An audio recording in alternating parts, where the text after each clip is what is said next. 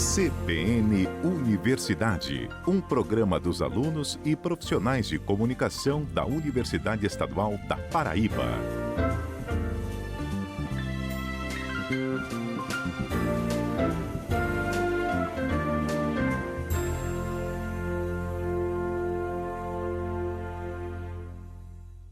Oi pessoal, bom dia! Sejam todos bem-vindos ao CBN Universidade deste sábado, dia 12 de junho de 2021, a data que celebra os enamorados e a véspera de Santo Antônio, aquele que é conhecido popularmente por arrumar casamento. E você acredita nisso? Eu particularmente acredito, hein? Eu conheço várias pessoas que conseguiram um casamento com a ajuda de Santo Antônio. Mas fica aqui com a gente que o CBN Universidade deste sábado está recheado de informação e já vamos aos destaques. Escola Agrícola Assis Chateaubriand, em Lagoa Seca, está com inscrições abertas para cursos técnicos. As vagas são para agropecuária e agroindústria. Luciano Nascimento participa com a gente no quadro Direito e Cidadania. Na coluna de hoje, crise econômica, desemprego e pandemia. Editora da UEPB disponibiliza e-book sobre História da Paraíba no site da Edu UEPB. O UEPB anuncia edital de divulgação e disseminação de iniciativas científicas. É o Meu Projeto em 3 Minutos, que deve premiar com dinheiro os melhores vídeos produzidos por alunos da UEPB. Os detalhes a gente conta daqui a pouquinho. Esse primeiro edital, especificadamente, ele tem como objetivos permitir que os estudantes da universidade apresentem seus projetos de pesquisa ou extensão ou seus projetos de mestrado e doutorados em um vídeo com duração máxima de 3 minutos, voltado para um público não especialista. Por aqui também teremos as dicas de português com o professor Denis Medeiros. Pesquisadores da UEPB monitoram Covid-19 em Campina Grande a partir de coletas na rede de esgoto da cidade. E ainda tem oportunidade de pós-graduação em saúde para professores pela UEPB. E alunos da UAMA encerram mais um semestre de atividades. E os idosos dão um show de conectividade nas aulas online. Fica sintonizado aqui na 103.5 que o CBN Universidade está apenas começando. E iniciamos com uma oportunidade de curso técnico pela Universidade Estadual da Paraíba. É que a Escola Agrícola Assis Chateaubriand, no campus de Lagoa Seca, está com inscrições abertas para interessados em agroindústria e agropecuária, e no total são 160 vagas, sendo 80 para cada curso. O técnico em agroindústria ou em agropecuária tem a duração de 2 anos e é voltado para estudantes que tenham concluído ou estejam cursando o ensino médio. Os interessados têm até o dia 30 desse mês para se inscrever e é feita uma pré-matrícula online disponível no site da Universidade Estadual da Paraíba, o uepb.edu.br. De acordo com o edital, a previsão de início das aulas para os 2 cursos técnicos segue o calendário acadêmico da instituição, com data definida para 5 de julho. As atividades seguem na modalidade remota, seguindo os protocolos sanitários do Estado. E só lembrando que os cursos são de graça. Agora a gente se liga na participação de Luciano Nascimento, que neste sábado aborda o tema Crise Econômica, Desemprego e Pandemia. Vamos ouvir. Direito e Cidadania, com Luciano Nascimento. Olá a todos e todos os ouvintes da Rádio CBN Campina Grande e do CBN Universidade. Para a coluna de hoje, um tema da maior relevância, que se trata da própria crise econômica, e não apenas da crise econômica nacional, mas da crise econômica do sistema capitalista. Da ideia do desemprego e aí sim na realidade brasileira em função dos últimos dados publicados pelo IBGE na sua pesquisa nacional de amostra por domicílio. E a ideia da pandemia, se ela interferiu, se ela influenciou no agravamento da crise econômica e, portanto, no aumento dos índices de desemprego na realidade laborativa brasileira. Ora, não é novidade que o sistema capitalista, o sistema econômico capitalista, vem administrando, o seu ciclo de crises, digamos assim. Fundamentalmente a partir da ideia, do advento do capitalismo tecnológico, ou seja, com a expansão das tecnologias no mundo ocidental, fundamentalmente no campo automotivo, por exemplo, no campo das tecnologias da informação, com o surgimento de megas corporações, as denominadas Big Tech, as denominadas startups, enfim. empresas com capital gigantesco em bolsa, como as criações por startups como Facebook, YouTube, WhatsApp e tantas outras. Enfim, esse paradigma do capitalismo tecnológico, obviamente, que imprime uma crise, por outro lado, no que se refere à relação clássica entre capital e trabalho. Ou seja, a revisão desse paradigma sociológico entre capital e trabalho, exatamente por uma incisão realizada na mudança do sistema capitalista pelas ideias das tecnologias. E, portanto, temos uma dificuldade imensa para a geração de postos de trabalho. A ponto que na realidade brasileira nós tivemos uma reforma trabalhista que ela surgia sob a argumentação de que ela era imprescindível exatamente nessa reformulação da relação capital e trabalho e que, portanto, tínhamos que flexibilizar o lado do trabalho para gerarmos mais emprego, o que absolutamente não aconteceu, porque essa argumentação não tem sentido algum.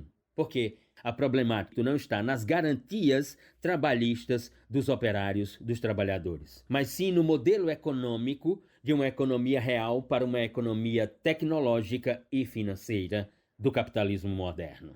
Ora, e à luz, portanto, dessa realidade, os últimos dados, agora de 2021, recentemente publicados pelo IBGE na sua Política Nacional por Amostra de Domicílio, traduz uma estética de um agravamento e, ao mesmo tempo, uma estabilização. Agravamento em pontos específicos e estabilização no cômputo geral. O que provoca a reflexão acerca de uma indagação. A pandemia da Covid-19 agravou o desemprego no Brasil e, portanto, intensificou a crise econômica? Ou, pela pesquisa do IBGE, nós podemos observar que a pandemia não teve essa participação tão direta no agravamento da situação e, portanto, a nossa situação é muito mais grave porque ela não depende de uma pandemia, mas sim das estruturas econômicas do país? Então, vamos aos dados da pesquisa PNAD do IBGE.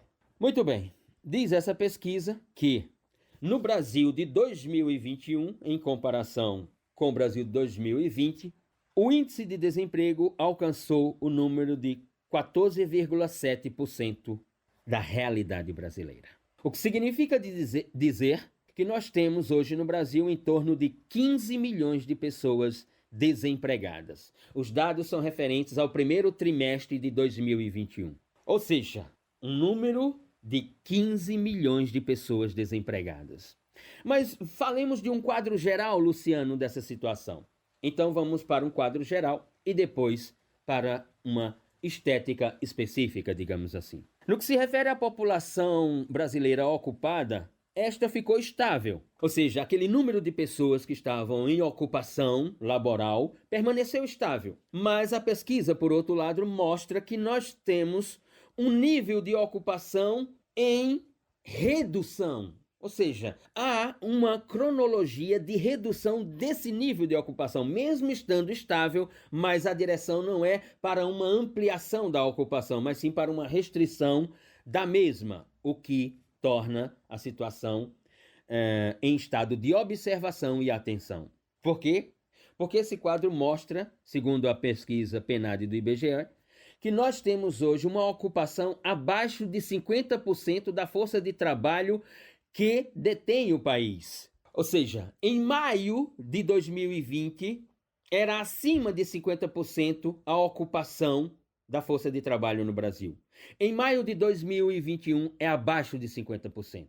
Nós temos, portanto, uma categoria, e foi a única que cresceu em meio a essa crise, a categoria de trabalhadores por conta própria, nesse período, até o final do primeiro trimestre de 2021, é a única que traduz um crescimento na criação de postos de trabalho. Ou seja, aqueles trabalhadores que exercem o labor por conta própria. E tivemos, portanto, uma geração de 565 mil postos. Mas nós temos, e esse é um dado gravíssimo, diz a pesquisa, nós temos um número de empregadores com CNPJ que é o menor da história da série da pesquisa do IBGE. Repito, o número de empregadores com CNPJ na realidade laboral brasileira é o menor de toda a série do IBGE, que vai dos anos 90 até os dias atuais.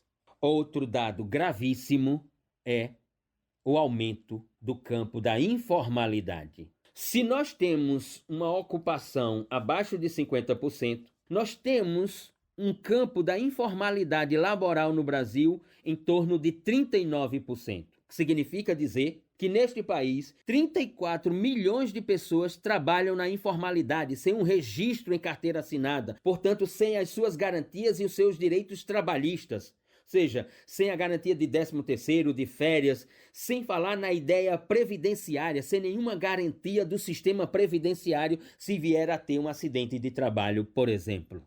E na comparação com o ano de 2020, nós tivemos 7 grupos que perderam postos de trabalho e que, para além daquele grupo de trabalhadores por conta própria, nós só temos 3 setores na economia brasileira que estão gerando empregos positivamente. O setor da agricultura, da pecuária e da produção florestal, diz a pesquisa PNAD do IBGE. Então, no total da força de trabalho no Brasil, nós temos 85,7 milhões de pessoas ocupadas entre registro em carteira de trabalho, registro formal em carteira de trabalho, informalidade e criação por conta própria.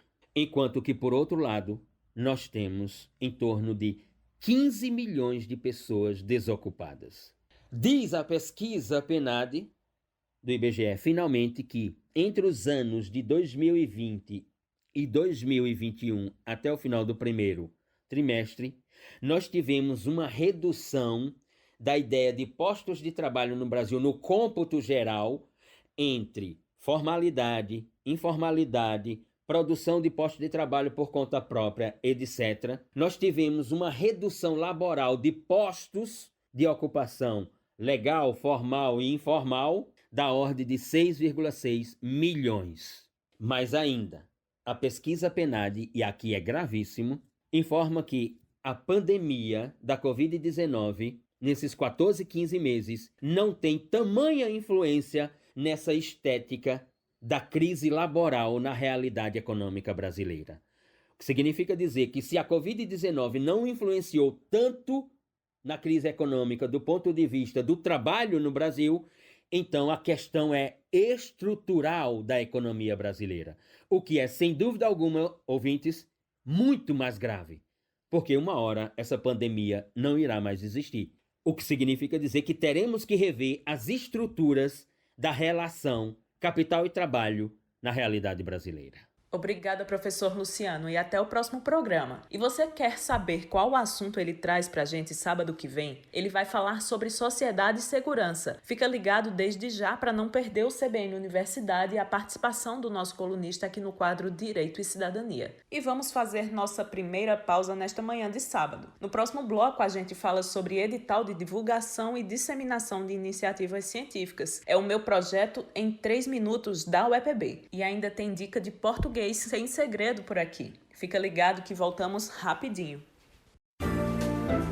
CBN Universidade, na CBN Campina Grande.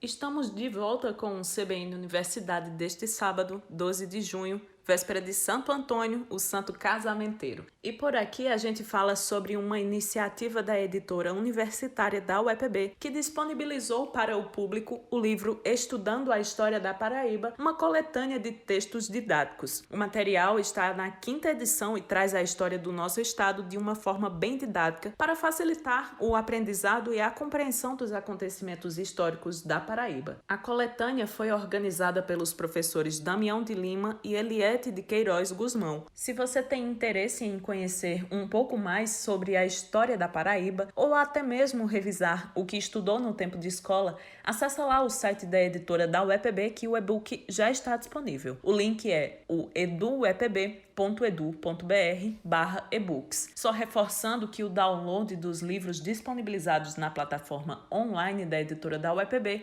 é gratuito. E seguimos falando de publicação, mas agora a vez é dos estudantes publicarem e poderem apresentar suas pesquisas acadêmicas. É a iniciativa Meu Projeto em 3 Minutos, que deve premiar vídeos que mostram projetos desenvolvidos pela UEPB e que beneficiam a comunidade em geral. Quem tem os detalhes do edital é o pró-reitor de pós-graduação e pesquisa da UEPB, o professor Francisco Jaime Mendonça Filho. Vamos ouvir.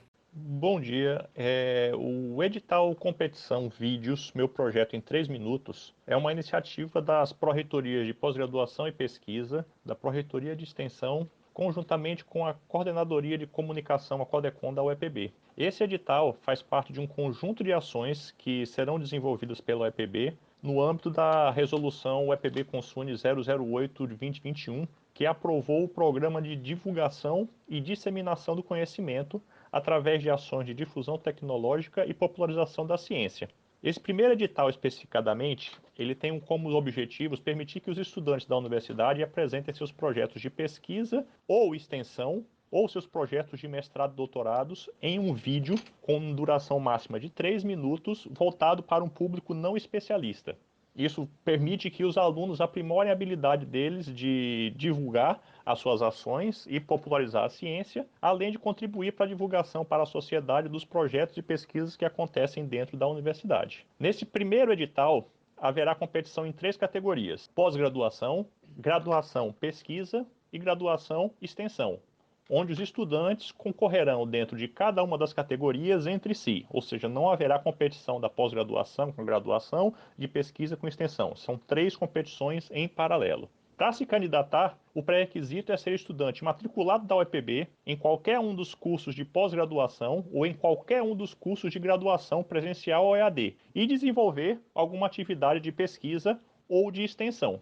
As inscrições vão ser completamente online, através de um formulário eletrônico que vai ser disponibilizado na página da universidade, onde os interessados vão preencher sua ficha de inscrição, anexar o comprovante de matrícula, uma declaração de transmissão dos direitos autorais e o seu vídeo, que não pode ultrapassar 3 minutos. O lançamento desse edital está previsto para acontecer na primeira semana de aulas, na primeira semana de julho, e o resultado da primeira etapa vai ser divulgado em meados de setembro. Nessa primeira resultado, serão selecionados por uma banca composta por 3 jurados os 2 melhores vídeos de cada uma das áreas do conhecimento em cada uma das categorias, onde vão ser analisados não o conteúdo, mas sim a originalidade, a compreensão, a comunicação, o impacto visual e a linguagem apropriada para um público não especialista. Dessa forma, essa primeira comissão ela vai analisar e selecionar 10 vídeos, 2 de cada área do conhecimento, para disputar a segunda etapa.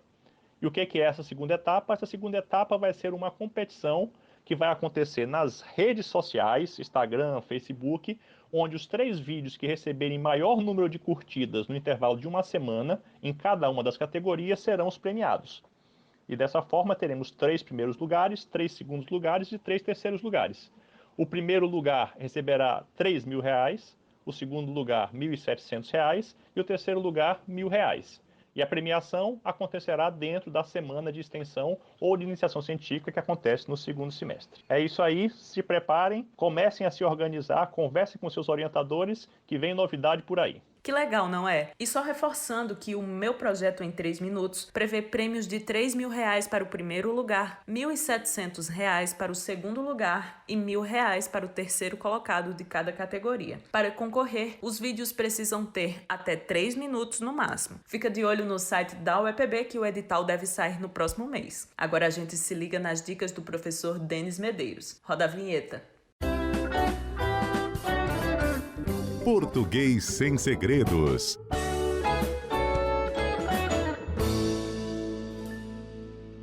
Olá, ouvintes da CBN, tudo bem com vocês? Eu sou o professor Denis Medeiros e aqui vão mais algumas dicas da nossa língua portuguesa para o seu dia a dia no quadro Português sem Segredos. Inicialmente, sobre a formação de plural, algumas pessoas acham estranho e têm dúvida em relação a algumas palavras.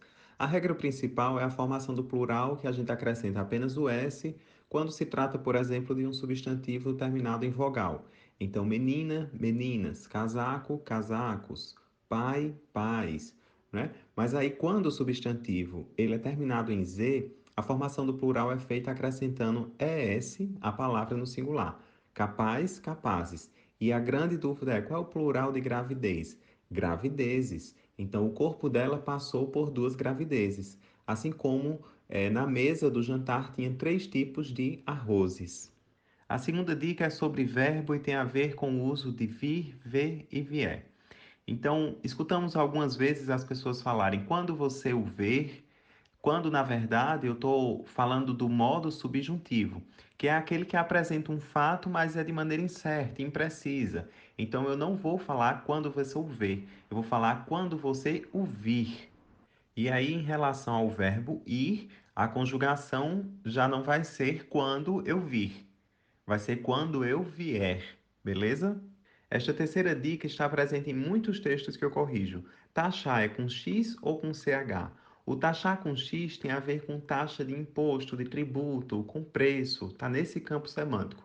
Já o taxar com CH tem a ver com rotular, com criticar, com apontar. Por exemplo, no Big Brother, taxaram Juliette injustamente de oportunista. Vamos lá, quarta dica. Essa mais do dia a dia é impossível, plural de porcentagem. Então, quando o sujeito é formado por uma expressão que possui porcentagem seguida de um substantivo, o verbo deve concordar com esse substantivo. Por exemplo, 25% do orçamento do país deve destinar-se à educação. Então, quando eu vejo o 25, muitas vezes eu tendo a querer colocar devem, não é? Mas aí eu vou concordar o verbo com orçamento. Então, é 25% do orçamento deve destinar-se à educação. 75% dos entrevistados não aprovam aquele projeto de lei. Então, os entrevistados não aprovam. Por outro lado, se eu substituo dos entrevistados por da população, ficaria 75% da população não aprova aquele projeto de lei. Beleza? Já quando a expressão que indica a porcentagem não é seguida de substantivo, o verbo deve concordar com um número. Então, 30% querem a mudança, 1% conhece aquela cidade. E aí, para finalizar as nossas dicas de hoje, eu trago uma música do grande Raul Seixas, que todo mundo conhece, e amparado pela licença poética, que é justamente a permissão do uso da linguagem em desacordo com a norma culta da língua portuguesa, ele traz Eu nasci há 10 mil anos atrás. Eu nasci há 10 mil anos atrás. É muito comum a gente encontrar algumas pessoas narrando, por exemplo, há 10 anos atrás eu trabalhava com isso, há 5 anos atrás eu fazia isso ou aquilo. Quando, na verdade, quando eu digo há 10 mil anos, já é explícito que é um fato do passado. Então, não há necessidade desse complemento atrás, porque aí fica redundante. Ou seja, ou eu digo eu nasci há 10 mil anos ou nasci 10 mil anos atrás. Beleza? Então é isso, pessoal. Até a próxima. Um abraço. Bom fim de semana. Obrigada, professor Denis, e até o próximo Português Sem Segredos. E vamos de mais intervalo. Na volta falamos sobre o mapeamento da Covid-19 aqui na cidade através dos esgotos. E ainda tem oportunidade de pós-graduação em saúde pública para professores. A gente vai e volta rapidinho. CBN Universidade, na CBN Campina Grande. Oi pessoal, voltamos. Para você que chegou agora, eu sou Natasha Leone e até às 10 horas da manhã tem o CBN Universidade aqui na 103.5, a rádio que toca notícia. Sejam bem-vindos e bem-vindas ao nosso programa que ainda tem muita informação para você. E já trazemos oportunidade de pós-graduação em saúde pública para professores. O edital oferece 5 vagas para o credenciamento de docentes no programa de pós-graduação em saúde pública da UEPB, que são para o quadriênio 2021-2024. As inscrições estão abertas até o dia 2 do próximo mês e a documentação exigida no edital deve ser enviada para o e-mail saudepublicauepb@gmail.com. E a oportunidade é tanto para professores da UEPB quanto de outras instituições de ensino superior, seguindo as normas do edital. Todos os detalhes do processo você acompanha no site da UEPB. O nosso assunto agora é o monitoramento da Covid-19 aqui na cidade. É que os pesquisadores da UEPB estão fazendo esse estudo a partir de amostras de esgoto daqui da cidade de Campina Grande. A pesquisa Monitoramento do SARS-CoV-2 em águas residuárias produzidas pela população da cidade de Campina Grande, Paraíba, indicadores do mapeamento georreferencial e disseminação da Covid-19, é financiada pela Fundação de Apoio à Pesquisa da Paraíba e coordenada pelo professor Tavares, da UEPB. E é com ele a nossa conversa neste sábado. Olá, professor. Me explica como está sendo feita essa pesquisa de mapeamento do coronavírus a partir dos esgotos aqui da cidade. O projeto de pesquisa proposto é um projeto moderno, trata-se de avanços na epidemiologia do esgoto, no monitoramento e rastreamento da SARS-CoV-2 para o estado da Paraíba. São utilizadas nesse projeto tecnologias sofisticadas para diagnósticos, são tecnologia com baixa disponibilidade de laboratório no estado. O projeto tem como objetivo fazer monitoramento do vírus, evidentemente da SARS-CoV-2, e também avalia o potencial da carga viral produzida pela população da cidade de Campina Grande. Então, com a finalidade de fornecer indicadores microbiológicos e georreferenciados, esses dados direcionam ações de combate à disseminação da Covid. O projeto também desenvolve uma plataforma sofisticada para disponibilizar dados epidemiológicos, de georreferenciamento e mapas da SARS-CoV-2 em águas residuárias, podendo produzir e, inclusive, se expandir para outras variedades de mutações virais e outros patógenos. Atualmente já estão em qual fase do estudo? Fazer o monitoramento epidemiológico é uma tarefa um tanto complexa. Precisa-se inicialmente de um planejamento arrojado. Parece-me até produtivo fazer o monitoramento de esgotos de forma regionalizada, em que os pontos representativos são diferentes e adotando, né, buscar os estratos sociais da população, né, buscar alguns hotspots, exemplo de setores que há circulação de pessoas, né. O que é bastante interessante é monitorar os esgotos das populações mais vulneráveis. Geralmente, esses esgotos não chegam na sua totalidade na estação de tratamento, muitas vezes por falta de esgotamento, às vezes por falta de interligações das redes. Portanto, precisa-se dos mapas das malhas urbanas da cidade, definição dos pontos de amostragem, coleta, preservação e transporte das amostras de esgoto e disponibilidade de infraestrutura de laboratório.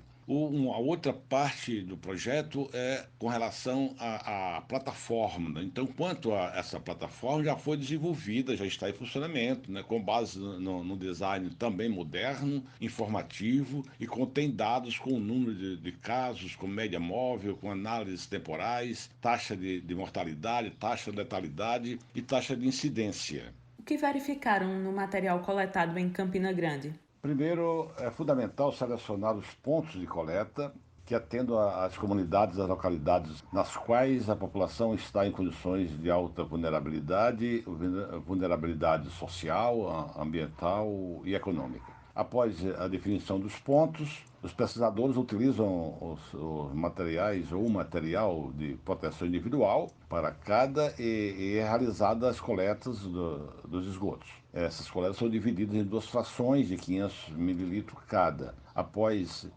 4 horas de coleta, após essas 4 horas, cerca de 10 litros de esgotos são coletados e dividem-se em duas frações de 500 mililitros cada.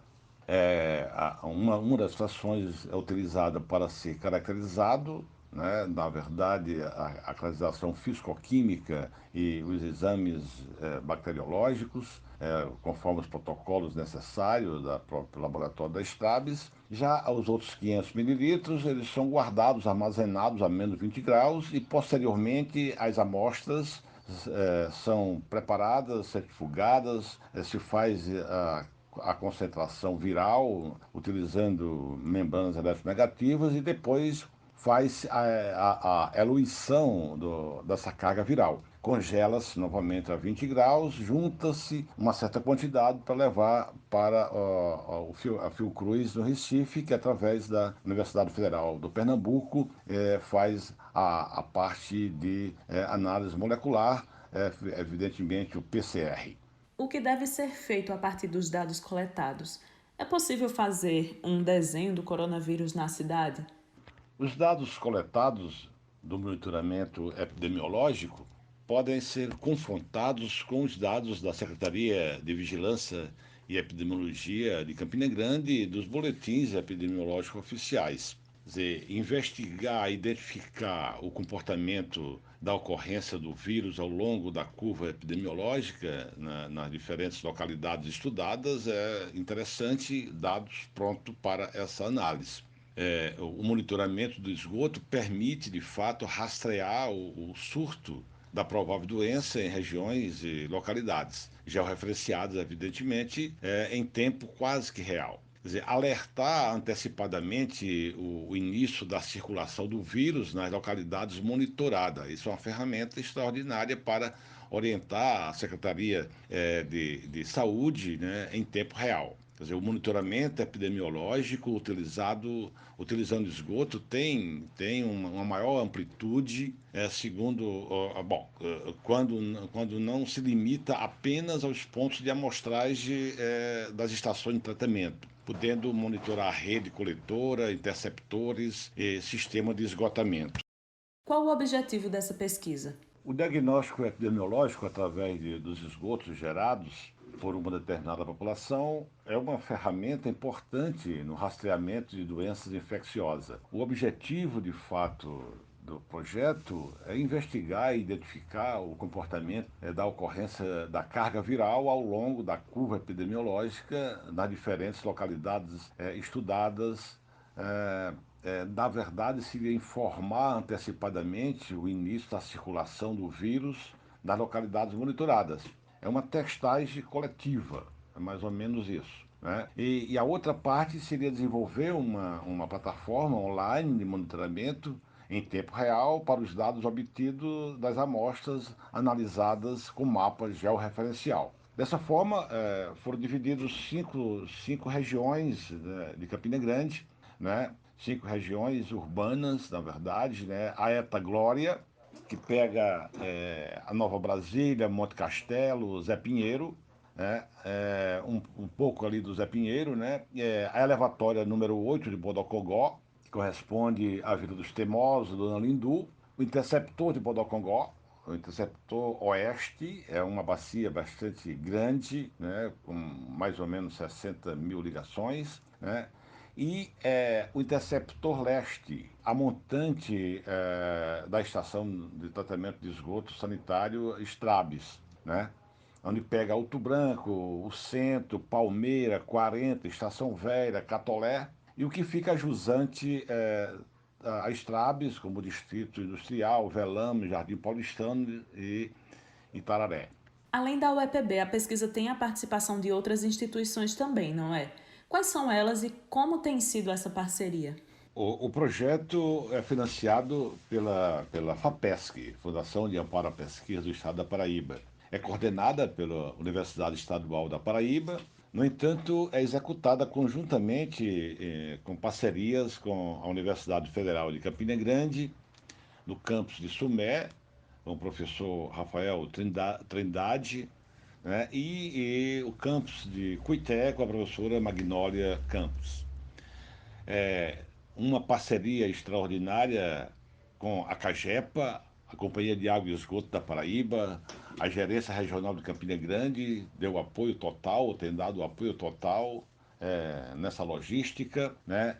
Além do nosso próprio departamento, tendo a interação com o Departamento de Engenharia Sanitária e Ambiental da UEPB, do curso do DESA, do CCT, né, do Programa de Pós-Graduação em Ciência e Tecnologia Ambiental, do Programa de Doutorado em Engenharia Ambiental e também das instituições, de outras instituições, como a própria Federal de Campina Grande, a Federal do Pernambuco, a Federal do Oeste do Pará. Foi possível fazer um curso né, no programa, com excelentes palestras durante 30 horas de preparação de recursos humanos nesse aspecto, né? E também uma grande contribuição extraordinária com a Secretaria de Vigilância Epidemiológica de Campina Grande. Um contato do professor Rafael Trindade, né, do campus de Sumé, com o Dr. Miguel Dantas. Né? Essa também é uma parceria importante para confrontar os dados que a própria Secretaria tem, né, de testes Covid. Obrigada, professor. E todo o esforço para entender o coronavírus é bem-vindo, seja para falar sobre características, abordar as localizações de maior incidência ou tratamento. Afinal de contas, já vivenciamos com essa pandemia da Covid-19 há mais de ano e a única certeza que temos é que ainda não sabemos até quando teremos que conviver com ela. A ciência está trabalhando desde o início. A Universidade Estadual da Paraíba tem dado sua contribuição através de estudos e pesquisas científicas e cada um de nós precisa fazer a nossa parte. Vamos relembrar aqueles cuidados que a gente já conhece, mas que muita gente insiste em não seguir. Se puder, fique em casa. Se precisar sair para trabalhar, use máscara e mantenha o maior distanciamento possível. Evite aglomerações e quando chegar a sua vez, tome a vacina que ela também salva vidas. É hora da nossa última pausa aqui no CBN Universidade e depois do intervalo falamos sobre colação de grau na UEPB e como foram as aulas remotas com o pessoal da terceira idade na UAMA. A gente volta já. CBN Universidade, na CBN Campina Grande. Voltamos com o nosso programa e se você sintonizou agora, se liga no que já teve por aqui. No último bloco falamos sobre o mapeamento do coronavírus aqui em Campina Grande, com base na rede de esgoto da cidade. O professor Denis Medeiros trouxe dicas bem legais no quadro Português Sem Segredos e ainda teve a oportunidade de pós-graduação pela UEPB e todos os detalhes do Meu Projeto em 3 Minutos, uma iniciativa da UEPB que deve premiar vídeos sobre pesquisas e projetos desenvolvidos na instituição. Se você perdeu algum trecho do nosso programa, a partir do meio-dia, ele já vai estar disponível no canal Rede UEPB no YouTube. E seguimos com informação para os estudantes que estão concluindo a graduação pela Universidade Estadual da Paraíba. Os concluintes têm até o dia 18 desse mês para confirmar a participação através de formulário online que está disponível no site da instituição. A próxima cerimônia de colação de grau segue no formato híbrido, com a participação presencial de poucas pessoas e seguindo os protocolos sanitários como o uso obrigatório de máscara, uso de álcool gel, verificação de temperatura e distanciamento entre as pessoas. E a grande maioria dos formandos acompanha a solenidade remotamente através do canal Rede UEPB no YouTube. A solenidade de colação de grau 2020.2 da UEPB está marcada para o dia 25 de junho e podem participar desse momento aqueles estudantes que finalizaram com êxito todos os componentes curriculares obrigatórios previstos no plano pedagógico do respectivo curso, que conseguiram finalizar o estágio obrigatório e a carga horária obrigatória das atividades acadêmicas, científicas e culturais. A apresentação e a aprovação no TCC também faz parte da lista de critérios para colar grau. Se você é estudante da UEPB e precisa conferir direitinho como está a situação nessa reta final da graduação, é só entrar em contato com a Prograde através do e-mail recepção.prograde@setor.uepb.edu.br. E quem conseguiu finalizar mais um semestre letivo foi a turma da Universidade Aberta à Maturidade. Eles que foram os primeiros a ter as atividades presenciais suspensas em decorrência da pandemia, mas não ficaram parados ao longo do tempo não. Os alunos da UAMA usaram a tecnologia ao seu favor e dominaram as aulas remotas. A reportagem é da Jéssica Luana Barbosa. Vamos ouvir. Se para as novas gerações que já nasceram numa sociedade envolvida nas novas tecnologias, o formato de aulas remotas tem demandado muito empenho para aprender a utilizar as novas ferramentas. Imagina aí para o time dos idosos. Na UEPB, as turmas da Universidade Aberta à Maturidade estão conectadas. Dona Socorro Aciolo, aluna da UAMA, tinha pouca familiaridade com a internet. mas recebeu a ajuda da neta de 10 anos para conseguir mexer nas ferramentas e acompanhar as atividades online da graduação para a terceira idade. Para ela, o novo espaço possibilitou matar um pouco da saudade dos amigos em tempo de pandemia. Minhas experiências com as aulas remotas foram muito boas, porque é uma forma da gente ver os amigos, da gente se encontrar, da gente conversar, da gente aprender, porque com toda essa ausência, com toda essa separação, todo mundo isolado, fica muito complicado. E as aulas remotas, além de nos trazer bons conhecimentos, boas informações para a nossa vida, ainda nos proporciona a alegria de poder interagir com os professores e com os amigos. A Universidade Aberta à Maturidade da UEPB foi fundada no ano de 2009. Desde então, vem formando turmas de idosos aqui em Campina Grande, na cidade de Guarabira e Lagoa Seca. No ano passado, a UAMA contava com 110 novos alunos, mas a pandemia da Covid-19 deu um freio nas atividades letivas, que foram as primeiras a serem suspensas na UEPB, devido ao risco de contágio e complicações da doença na população idosa. O primeiro contato para o início das atividades remotas foi através de grupos via WhatsApp, com os quais os alunos da UAMA já tinham familiaridade, como explica o coordenador da UAMA, o professor Mano Freire. Quando a universidade aprovou o mecanismo que seria utilizado, a plataforma que seria utilizado para a aula remota, tivemos várias reuniões como poderíamos fazer o processo de treinamento do ensino da tecnologia para os idosos, para eles poderem entrar no Meet. Inicialmente, nós fizemos lives, eu fiz umas 2 lives com pessoas da área de tecnologia, ensinando o processo de acessar o Meet, e depois fizemos um tutorial através de vídeos para poder termos acesso à maioria dos idosos. Tivemos que criar grupos específicos de informação para os idosos. Cada turma tinha um grupo específico, nós postávamos as informações, não tinha um comentário, eles não podiam ter outras informações dentro desse grupo, era mais só de informações de acesso ao Meet. Esse processo foi feito por mim, pelas minhas secretárias, professores também que contribuíram dentro desse processo. Passamos um mês de acesso toda semana, abrindo as aulas, o Meet, explicando como ligar a câmera, como ligar o microfone, idosos que não podiam ligar para a gente ensinava. Então teve um processo de treinamento prático, de acesso à plataforma Meet para nós podermos trabalhar com esses idosos. As aulas para as turmas da UAMA têm sido ministradas através da plataforma da Google.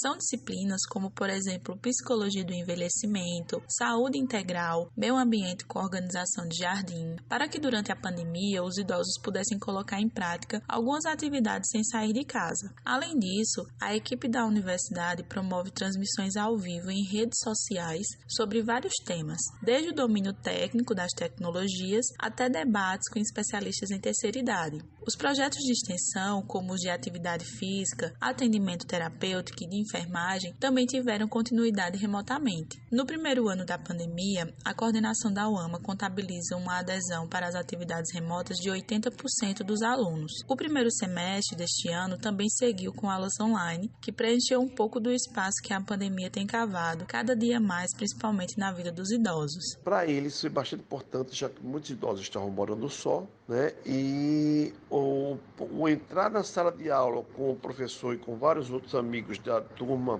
para muitos foi uma terapia, Inclusive, no primeiro momento nós tivemos esse contato, alguns idosos choraram, se emocionaram, foi bastante proveitoso para a gente. Então, diante de tudo o que aconteceu, tivemos perdas, muitas perdas na UAMA devido ao Covid-19, mas tivemos também êxito com relação à implementação dessas atividades e um retorno positivo dos idosos, como quando ele disse que o momento que eles têm de respirar, de prazer, de alegria, é quando estão dentro da aula da UAMA. Então, esse processo de transformação de uma agonia, de um mal-estar, de sofrimento mental muito grande devido ao isolamento, foi suprido pelo sucesso das aulas remota da UAMA. O próximo período de aulas da UAMA segue com atividades remotas em todas as turmas. Jéssica Luana Barbosa para o CBN Universidade. Obrigada, doutora Jéssica Luana. E na próxima terça-feira, dia 15 de junho, a Universidade Aberta à Maturidade promove um colóquio com o objetivo de combater e conscientizar sobre a violência contra pessoas idosas.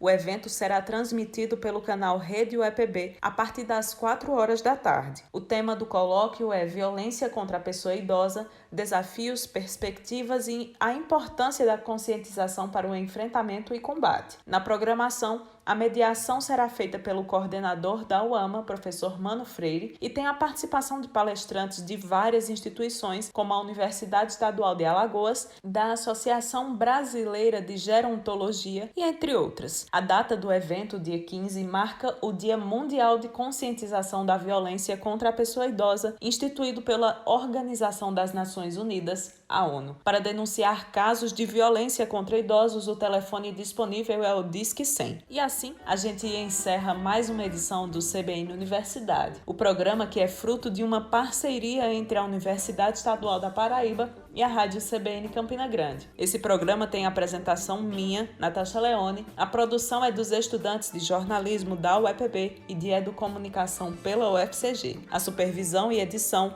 é da Coordenadoria de Comunicação da UEPB. Edição e finalização de Isis Coelho e Apolo Ricarte. Direção de Hipólito Lucena. Agora você continua com a programação da CBN Campina Grande, que tem muita informação para você. O CBN Universidade volta sábado que vem. Tchau!